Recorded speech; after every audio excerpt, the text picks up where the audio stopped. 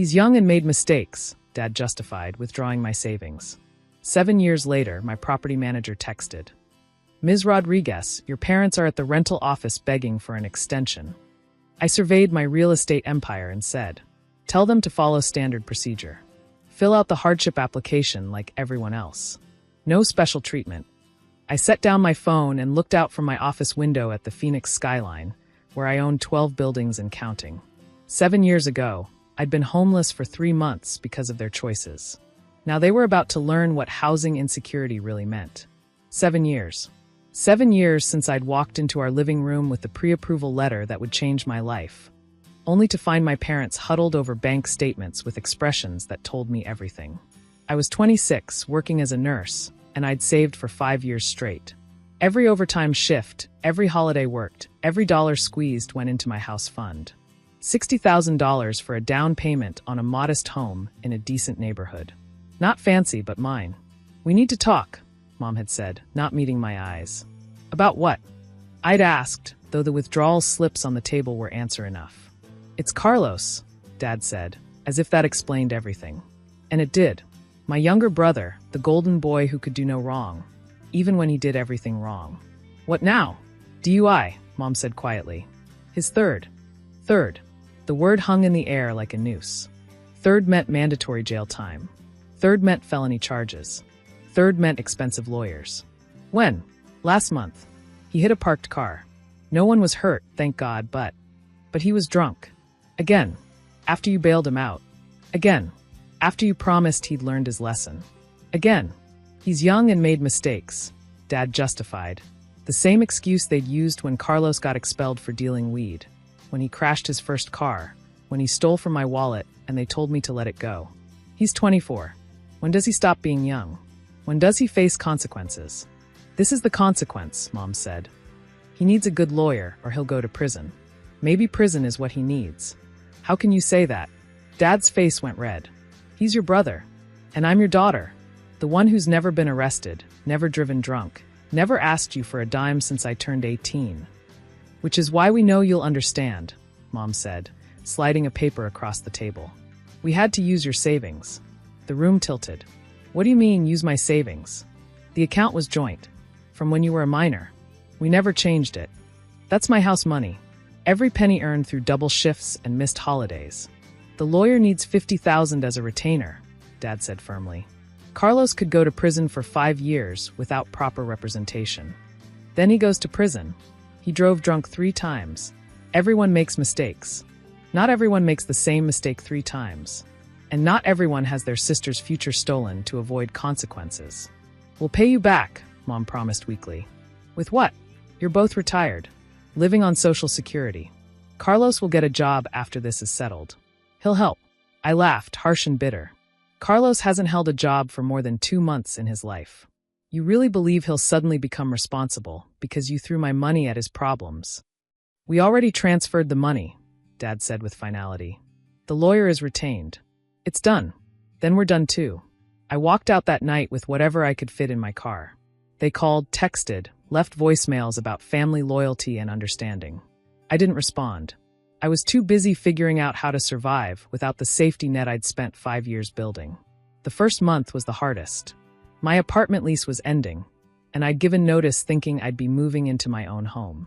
Instead, I slept in my car, showered at the hospital, and saved every penny just to get into a new rental.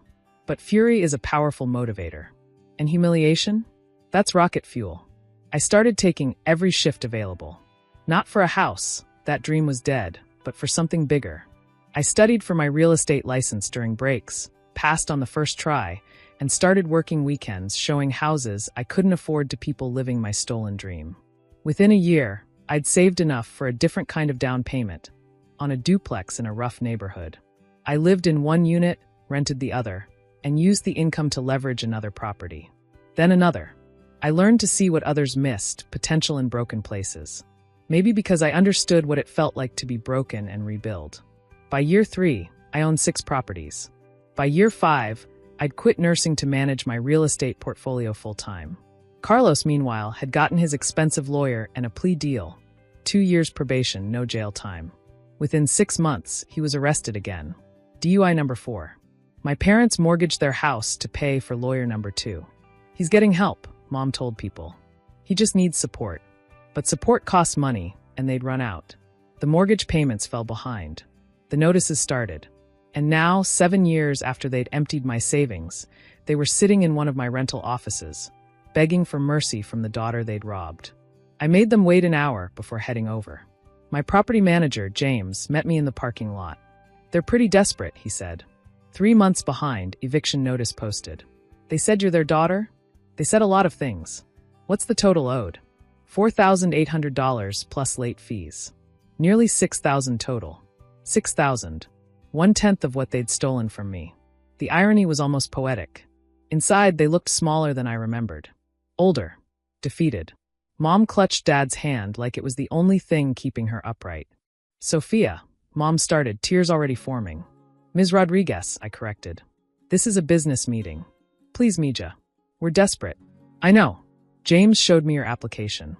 3 months behind, no income verification, no payment plan proposed. Why should my company take that risk? Because we're family, Dad said quietly. Family? I let the word hang. Like when you were family while emptying my house savings.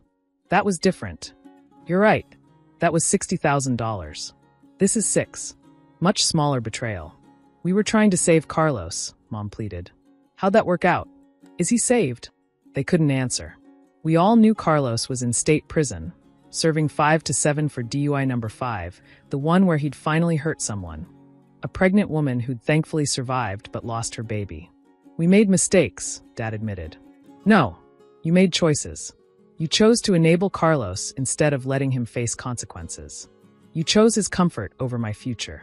You chose to believe throwing money at problems would fix them. We're sorry, Mom sobbed. We're so sorry. Are you sorry it happened, or sorry you need my help now? Both, Dad said honestly. We see now, we see what we did. Do you? Do you see that you didn't just steal $60,000? You stole my security, my stability, my faith in family. You sent me to live in my car while Carlos slept in his childhood bed. You lived in your car? Mom's face went white. For 3 months. Showered at work. Ate 1 meal a day. All because you decided Carlos's mistakes mattered more than my dreams. We didn't know. Because you didn't ask. You were too busy visiting Carlos in rehab. The rehab that didn't work, paid for with money that was supposed to buy my home. So you won't help us? Dad asked. I'll help. The same way you helped me. Here. I pulled out my checkbook, wrote carefully. $2,000. That's what you left in my account after you cleaned it out. Should cover a security deposit somewhere else. 2,000? We owe 6. Then you better start packing. Eviction process takes 30 days. I suggest you use them wisely. Sophia, please. We're your parents. You were my parents when you stole my future. That didn't stop you. Where will we go? Mom cried. Same place I went. Figure it out. Maybe Carlos can help. Oh wait, he's in prison for killing an unborn child while driving drunk. That's cruel, Dad said. That's karma. You mortgaged your home for a drunk driver and lost it. I lost my home savings to the same drunk driver and built an empire. The only difference is I learned from the loss. We've learned too, Mom insisted. Have you? When was the last time you visited Carlos? Last week, she admitted quietly. And me? When was the last time you visited me? Silence. 7 years ago. The day you told me family helps family while stealing my money. You visited Carlos in prison more than you visited your daughter in success. You cut us off. I survived. There's a difference. And while I was surviving, building, growing, you were still pouring energy into the child who destroys everything he touches. He's sick, Dad protested. Addiction is a disease. And enabling is a choice. You chose it over and over. Now you get to live with the consequences. I stood to leave, then paused. You know what the worst part is? If you'd let Carlos face consequences after DUI number 1, that baby might still be alive. But you threw money at the problem, and he learned he was untouchable. Until he wasn't. Don't put that on us, Mom sobbed. Who else? You funded his delusion that rules don't apply. You paid for the lawyers who kept him on the street. You mortgaged your future for his mistakes. And now an innocent child is dead. We were trying to help. You were trying to avoid shame. Having a son in jail was embarrassing.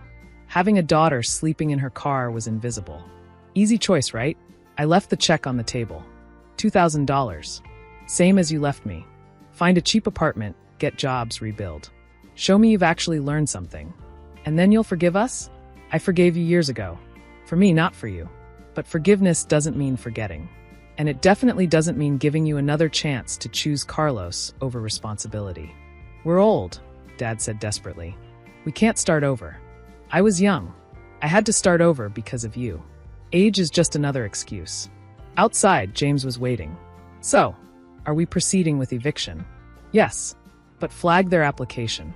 If they actually get jobs, actually try to rebuild, maybe we can work something out in a different property.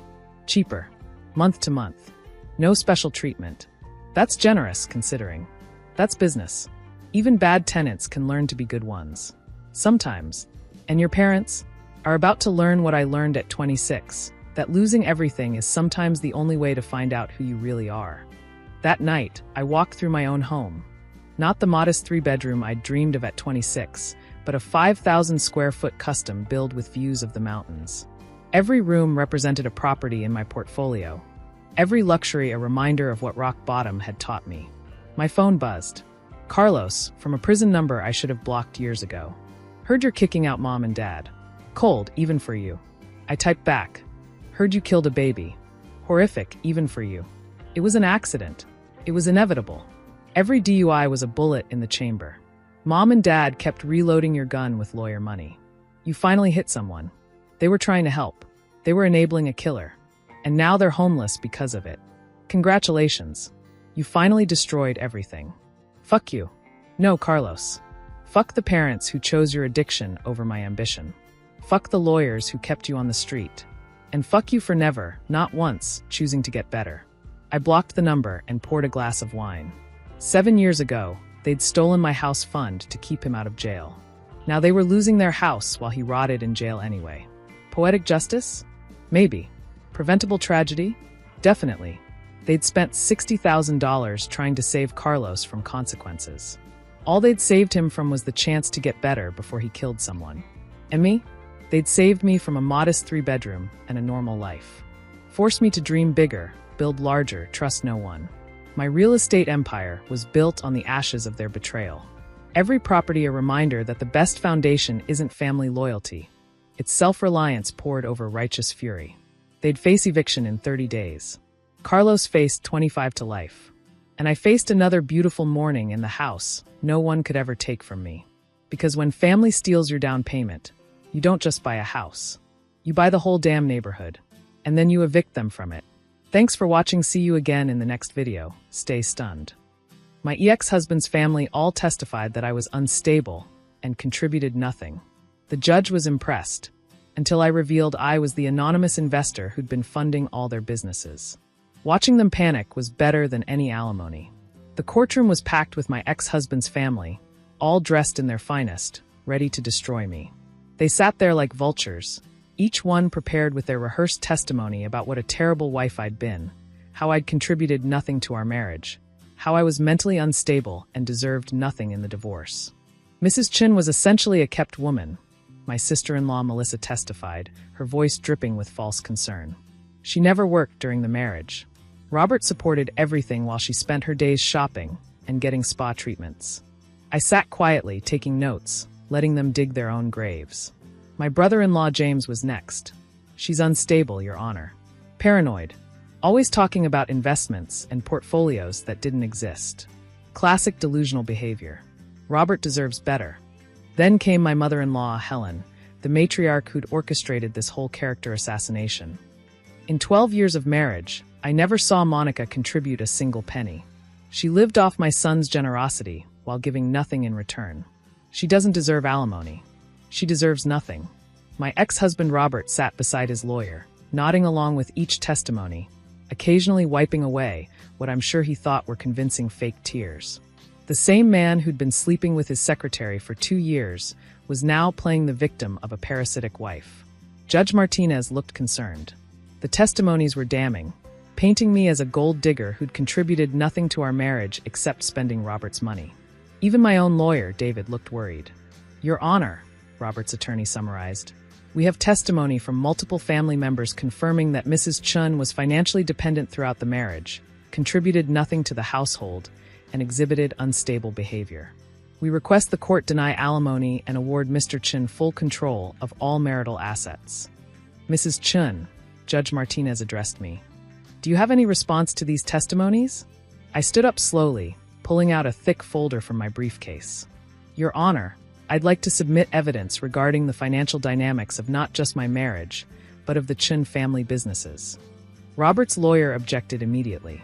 Your Honor, family business matters are irrelevant to. Actually, I interrupted, they're highly relevant. You see, every member of the Chun family who just testified against me is employed by a business that I fund. The courtroom went silent. I beg your pardon? Judge Martinez leaned forward. I opened my folder. Exhibit A. Melissa Chun runs a boutique marketing agency called Stellar Communications. 2 years ago, it was on the verge of bankruptcy until an anonymous investor provided $500,000 in funding. That investor was me, operating through my LLC, Phoenix Capital. Melissa's face went white. That's impossible. Exhibit B. James Chen's restaurant chain, Chen's Kitchen, received $1.2 million in investment from the same LLC 3 years ago when he was about to default on his loans. He's currently 2 months behind on his repayment schedule, which I've graciously not enforced. James stood up. You're lying. Our investor is some tech guy from Silicon Valley. Exhibit C, I continued calmly. Helen Chen's luxury spa business exists solely because of an $800,000 investment from Phoenix Capital. She also receives a monthly consulting fee of $10,000, which was my way of ensuring she had retirement income without hurting her pride. Helen gripped the witness stand. No, this can't be right. And finally, I turned to Robert. Exhibit D. Chun Technologies, where Robert serves as CEO, is currently operating on a $3 million line of credit from Phoenix Capital. A line of credit that, according to our contract, I can call in at any time. Your Honor, Robert's lawyer shouted. This is clearly fabricated. Here are the contracts. I handed copies to the bailiff. All properly notarized, all with their signatures. Here are the bank records showing the transfers. Here are the emails thanking the anonymous investor for saving their businesses. I pulled out more documents. During our marriage, while Robert was telling everyone I was a kept woman, I was actually day trading and building an investment portfolio. I started with a $50,000 inheritance from my grandmother and turned it into $15 million through careful investments and cryptocurrency trading. I did this quietly because Robert's ego couldn't handle his wife being more successful than him. That money was marital property. Robert finally found his voice. You should have told me. Actually, I smiled. I did tell you. Multiple times. You laughed and called it my cute little hobby. You told your family I was delusional when I mentioned investments. You even had your mother suggest I see a therapist for my fantasy financial life. I turned back to the judge. I used my separate property, clearly documented as inherited funds, to build this portfolio. I then used that money to secretly support the very family members who just testified against me. Every single one of them owes their current lifestyle to the unstable, contributing nothing wife they just threw under the bus. This is blackmail. Melissa shrieked. No, I corrected. This is truth. You all took my money while treating me like garbage. You smiled in my face while testifying that I was worthless. Well, now you know exactly how worthless I am. Judge Martinez was reviewing the documents with barely concealed amazement. These all appear to be legitimate legal documents. Mrs. Chun, are you saying you've been financially supporting your ex-husband's entire family? Yes, Your Honor. While they publicly mocked me for being a kept woman, I was privately keeping their businesses afloat. I did it anonymously because I knew their pride couldn't handle being helped by someone they looked down on. What do you want? Helen asked desperately. What will it take to keep our funding? I laughed. Nothing. I'm calling in all the loans. Every single one. The panic was immediate and absolute. Melissa started calculating how quickly her business would fold without my funding. James was on his phone, probably calling his accountant. Helen looked like she might faint. And Robert. Robert finally understood that he'd been the kept spouse all along. Your Honor, Robert's lawyer tried one more time. Surely this is coercion. Counselor. Judge Martinez cut him off. Your clients testified under oath that Mrs. Chun contributed nothing to the marriage. We now have documentary evidence that she not only contributed significantly, but was supporting the extended family's businesses. Would you like to discuss perjury charges? The lawyer shut up immediately. Additionally, the judge continued, it appears Mr. Chen was well aware of his wife's investment activities, but chose to dismiss and belittle them. The court finds this highly relevant to the division of assets. The divorce settlement was swift and brutal for Robert. I got 75% of marital assets, including the house he'd bought with his money, actually paid for with profits from my investments. I got significant alimony, not because I needed it, but because the judge was appalled by the coordinated attempt to destroy my character. But the real satisfaction came from the aftermath. Stellar Communications folded within 3 months. Melissa tried desperately to find new investors, but word had spread about how she'd testified against her benefactor. Nobody wanted to fund someone with such poor judgment and worse ethics. Chen's Kitchen struggled to stay afloat. James had to sell 2 locations and downsize the others. He went from successful restaurateur to barely surviving, all because he couldn't resist Helen's plan to paint me as worthless. Helen's spa closed within 6 weeks. At 68, she had to find a job for the first time in decades. The woman who'd called me a parasite was now working as a receptionist at a competitor's spa. Chin Technology survived, but barely. Without my line of credit, Robert had to take emergency loans at predatory rates. He lost controlling interest to venture capitalists who demoted him from CEO to middle management. The golden boy who'd testified about supporting his worthless wife was now making less than I spend on my gardener. The best part? They all tried to apologize. Melissa sent flowers with a card about misunderstandings. James offered to name a dish after me if I'd reconsider. Helen actually showed up at my door, crying about how she'd always loved me like a daughter. You testified under oath that I was unstable and worthless, I reminded her. Either you lied then, or you're lying now. Either way, we're done.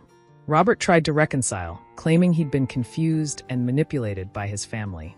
The same man who'd cheated for 2 years suddenly remembered how much he loved me, right around the time his company's stock became worthless.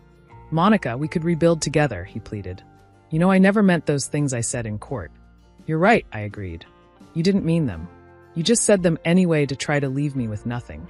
How's that working out for you? I kept the emails and texts they sent begging for forgiveness, for another chance, for funding. Not out of spite, but as reminders. Reminders that people will smile in your face while stabbing you in the back. That family will take your generosity and repay it with betrayal. That sometimes the best revenge is simply revealing the truth. My new investment firm, Rising Phoenix Capital, is thriving. I no longer invest anonymously. Everyone knows exactly who's funding them and what I expect in return. Respect, primarily. It's amazing how respectful people become when they know you hold their financial future in your hands. I still day trade, but now from my office with a view of the city, not hidden in a spare bedroom while my husband mocked my cute hobby. I still support businesses, but only those run by people who value loyalty over blood, ethics over easy money. Sometimes I drive past Chen's Kitchen, the one location James managed to keep.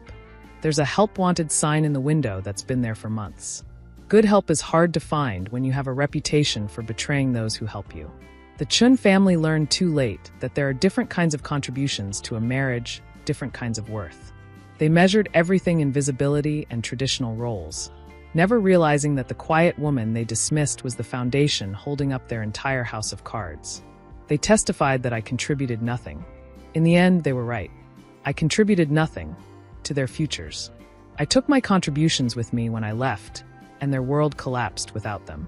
The divorce settlement was nice, but watching them realize they'd destroyed the person who'd been secretly supporting them, that was priceless. They wanted to prove I was worthless in court. Instead, they proved they were worthless without me. Turns out, the best testimony is the truth. And the truth was, I wasn't just the wife they tried to discard. I was the investor they couldn't afford to lose. By the time they figured that out, it was far too late. Case closed. I won. Not just the divorce, but the revelation that sometimes the best revenge is letting people succeed in their cruelty, then showing them exactly what they've lost. Thanks for watching. See you again in the next video. Stay stunned.